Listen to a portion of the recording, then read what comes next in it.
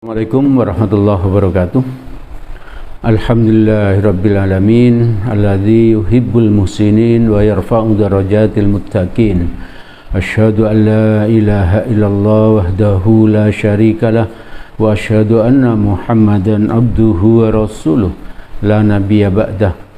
Allahumma shalli ala Muhammad wa ala alihi wa ashabihi wa man tabi'ahum bi ihsanin ila yaumiddin.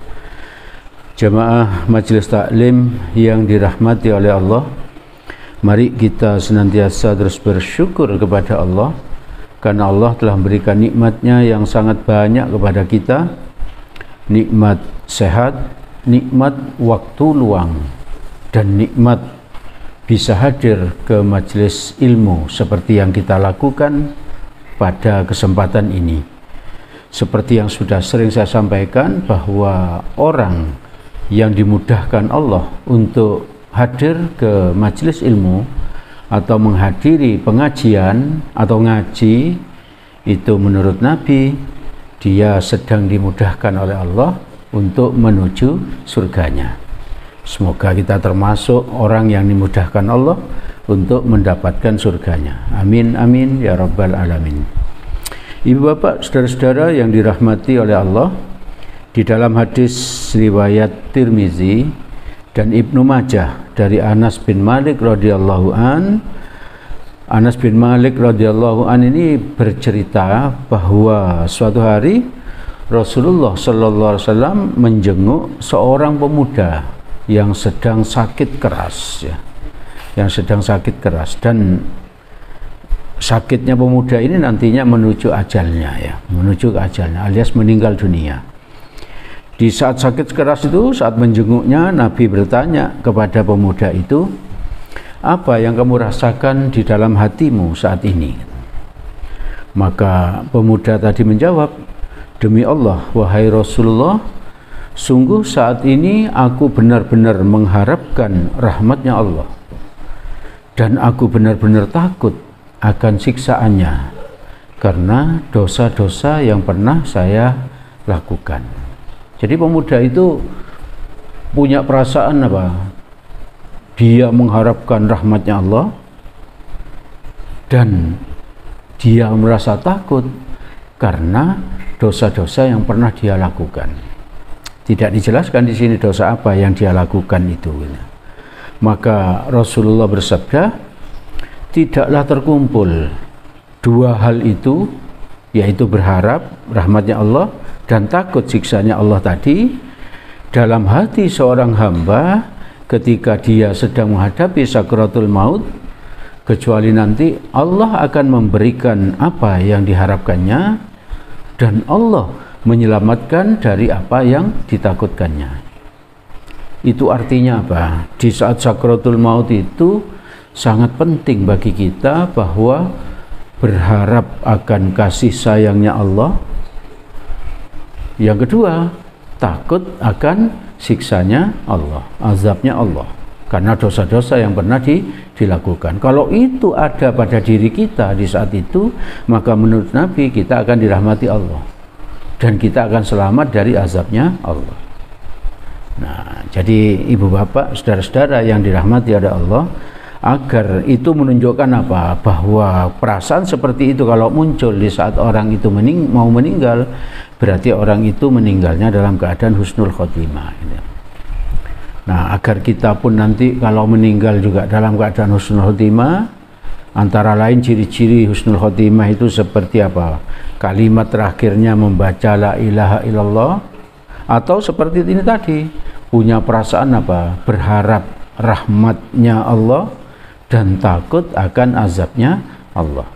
Agar kita punya seperti itu, bisa seperti itu, maka mari mulai sekarang kita harus membiasakan diri untuk selalu mengingat Allah, selalu mengingat Allah.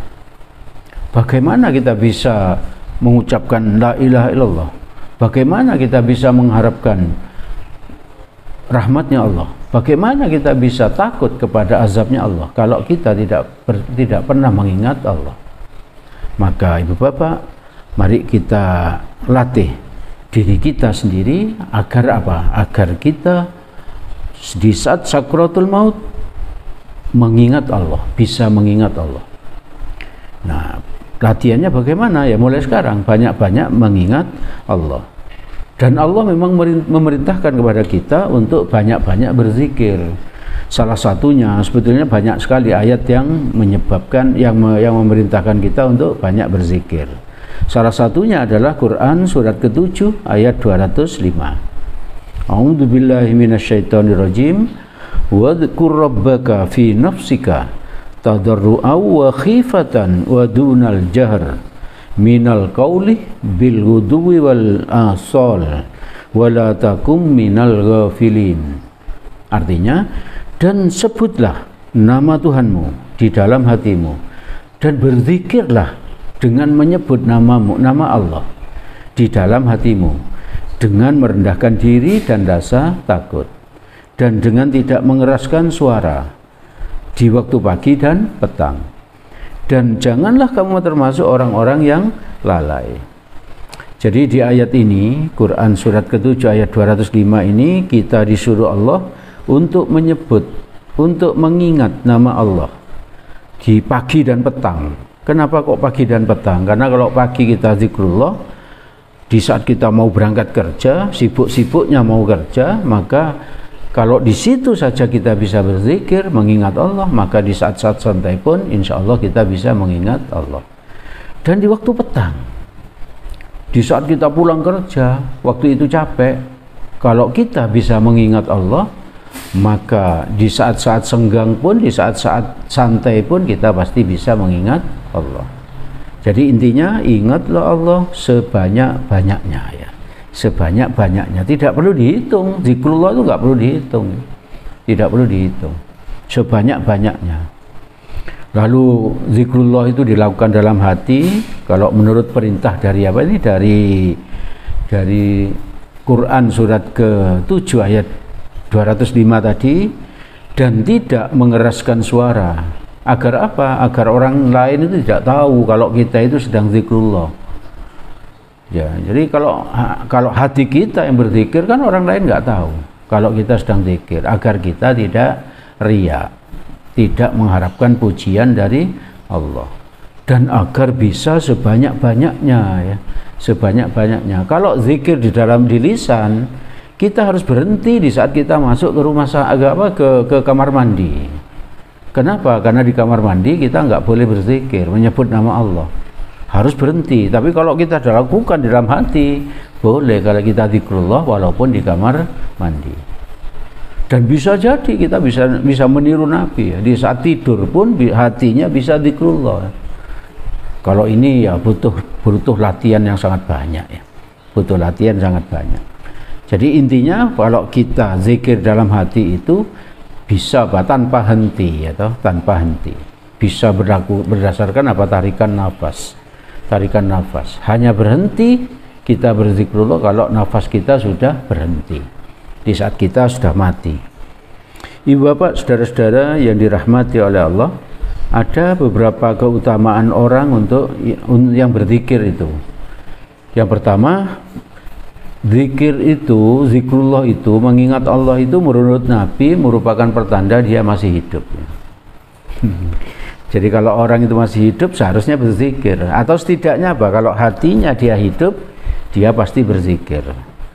Di dalam Quran, di dalam hadis riwayat Bukhari dan Muslim, Nabi bersabda, saya baca artinya, perumpamaan orang yang berzikir kepada Allah, yang mengingat Allah itu dengan yang tidak berzikir itu seperti orang yang hidup dengan orang yang mati. Jadi arti dari hadis ini, orang yang berzikir itu adalah orang yang masih hidup, dan orang yang mati itu berarti orang yang tidak berzikir. Itu menurut Nabi. Saya bukan kata-kata saya hanya membaca saja. Hanya membaca. Menurut Nabi ya. Setidaknya hati kita masih hidup kalau apa? Kalau kita itu berzikrullah. Maka itu mari kita latih. Zikrullah itu terus menerus di dalam hati sebanyak-banyaknya. Dilatih terus. Subhanallah, alhamdulillah, wala ilaha illallah, wallahu akbar, La haula wala quwwata illa billah. Itu salah satu zikir yang bisa kita lakukan dalam hati kita setiap saat, sebanyak-banyaknya. Lalu keutamaan orang berzikir yang kedua, membuat hati jadi tenang dan tentram. Ini sudah sering saya sampaikan di Al-Qur'an surat ke-13 ayat 28. A'udzubillahi minasyaitonirrajim. Alladzina amanu wa tatma'innu qulubuhum bidzikrillah. Ala bidzikrillahi tatma'innul qulub. Yaitu orang-orang yang beriman dan hati mereka menjadi tentram dengan mengingat Allah. Ini Allah yang berfirman, Allah yang berkata bahwa apa? Hati kita itu menjadi tentram dengan mengingat Allah. Jadi bukan karena kita kaya terus hati kita tentram, bukan karena kita tidak kaya atau miskin terus hati kita menjadi gundah gulana, sedih gitu. Menurut Allah tidak seperti itu. Ternyata yang membuat hati kita itu tentram adalah apa? Karena zikrullah. Betapa banyak orang yang kaya raya tapi dia hatinya apa? Tidak tenang, tidak tentram. Dia ketakutan hartanya akan habis. Dia ketakutan hartanya akan dirampok orang. Dia gelisah terus bagaimana caranya agar hartanya bertambah terus. Bahkan begitu banyak orang itu karena kegelisahannya dengan hartanya yang banyak sampai-sampai dia korupsi untuk memperbanyak hartanya lebih banyak lagi gitu, agar lebih banyak lagi. Jadi benarlah kalimat Allah ini, bukan karena harta yang banyak yang menyebabkan hati kita itu menjadi tentram, tapi apa? Zikrullah. Ini kalimat lanjutannya, ingatlah hanya dengan mengingat Allah, hanya dengan zikrullah hati menjadi tentram. Ini maksudnya tentram yang sebenar-benarnya tentram ya. Kalau kita berwisata misalnya, itu bisa jadi kita bahagia, bisa jadi hati kita tentram, tapi tidak selamanya ya. Setelah kebahagiaan itu hilang, setelah lama tidak berwisata lagi, maka dia gelisah lagi. Dan juga banyak orang yang pulang dari wisata sudah gelisah ya. Karena apa? Karena waktu wisata belanjanya di luar budget ya, melebihi budget. Sehingga apa? Pulangnya dia sudah gelisah karena terlalu banyak pengeluaran. Banyak sekali orang yang seperti itu. Jadi intinya bahwa hanya dengan zikrullah hati itu benar-benar menjadi tenang dan tentram. Yang ketiga, keutamaan orang berzikir itu mendapatkan ampunan Allah.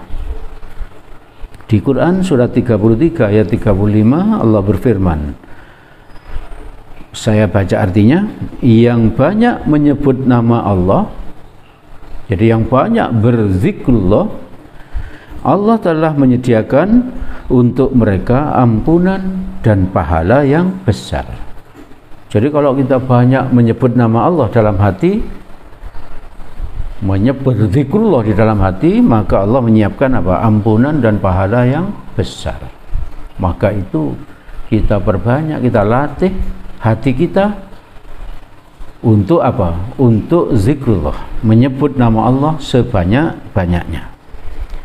Lalu yang keempat, keutamaan orang yang berzikir itu, mengingat Allah itu adalah ia diingat oleh Allah.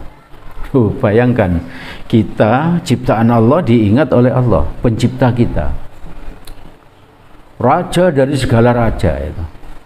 Kalau kita diingat oleh tetangga gitu saja, ya disebut nama kita disebut tetangga, kita sudah senang ya.